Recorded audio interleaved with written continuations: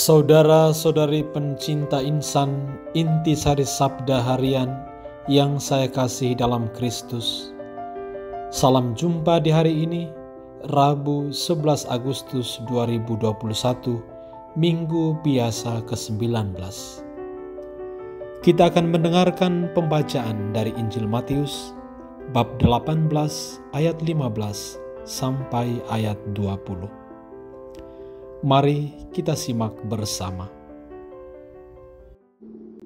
Apabila saudaramu berbuat dosa, tegurlah dia di bawah 4 mata. Jika ia mendengarkan nasihatmu, engkau telah mendapatnya kembali. Jika ia tidak mendengarkan engkau, bawalah seorang atau 2 orang lagi, supaya atas keterangan 2 atau 3 orang saksi, perkara itu tidak disangsikan. Jika ia tidak mau mendengarkan mereka, sampaikanlah soalnya kepada jemaat. Dan jika ia tidak mau juga mendengarkan jemaat, pandanglah dia sebagai seorang yang tidak mengenal Allah atau seorang pemungut cukai. Aku berkata kepadamu, sesungguhnya apa yang kamu ikat di dunia ini akan terikat di surga. Dan apa yang kamu lepaskan di dunia ini akan terlepas di surga. Dan lagi aku berkata kepadamu, jika 2 orang daripadamu di dunia ini sepakat meminta apapun juga, permintaan mereka itu akan dikabulkan oleh Bapa-Ku yang di sorga. Sebab di mana 2 atau 3 orang berkumpul dalam nama-Ku, di situ Aku ada di tengah-tengah mereka. Para pencinta insan yang terkasih, Penginjil Matius melalui perikop hari ini menjelaskan kepada kita langkah apa yang harus kita tempuh manakala seorang saudara kita telah berbuat salah atau dosa.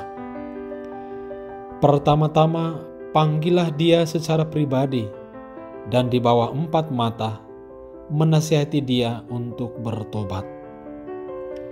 Kalau langkah ini tidak berhasil, maka panggillah 2 atau 3 orang lagi untuk secara bersama-sama dalam kelompok kecil melihat persoalan ini secara lebih jernih dari berbagai sudut pandang. Kalau langkah dalam kelompok kecil ini pun tidak berhasil, maka bawalah dia ke tengah-tengah jemaat dan biarkanlah jemaat yang menilai secara bijaksana dan dalam kasih persaudaraan. Ini adalah proses yang harus dilalui supaya si pendosa segera menyadari keberdosaannya, kemudian bertobat dan kembali ke tengah-tengah jemaat. Kalau sampai pada tahap ini dia tetap tidak menyadari dan mengakui kesalahan atau dosanya, maka pandanglah dia sebagai orang yang tidak mengenal Allah. Artinya, dia tidak lagi termasuk dalam kelompok kaum beriman. Pencinta insan yang terkasih, Yesus memberi legitimasi kepada jemaat atau kepada saudara-saudara seiman untuk melepaskan dan mengikat, untuk mengucilkan atau menerima kembali anggota yang bersalah atau tersesat. Otoritas jemaat ini diberikan oleh Tuhan karena Tuhan hadir di tengah-tengah jemaat yang berkumpul dan berdoa dalam nama-Nya. Di dalam persekutuan jemaat yang berdoa inilah semua anggota jemaat mengalami kasih Tuhan. Pencinta insan yang saya kasih dalam Kristus, pesannya bagi kita jelas bahwa tak seorang pun bisa luput dari berbuat salah atau dosa.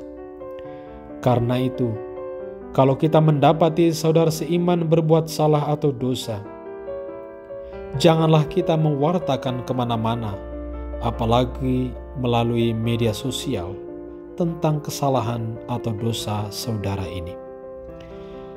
Melalui Injil hari ini, kita semua diundang agar dalam kasih persaudaraan senantiasa saling mengingatkan, saling menegur satu sama lain. Kita mengemban tugas dan tanggung jawab yang maha mulia ini yaitu membawa sesama yang berdosa kembali ke dalam rangkulan kasih Allah dan komunitas umat beriman.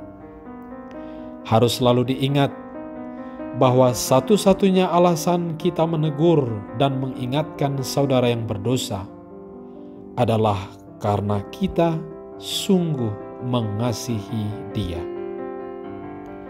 Mari kita terus menjadi pendengar dan pelaksana sabda yang setia. Tuhan memberkati.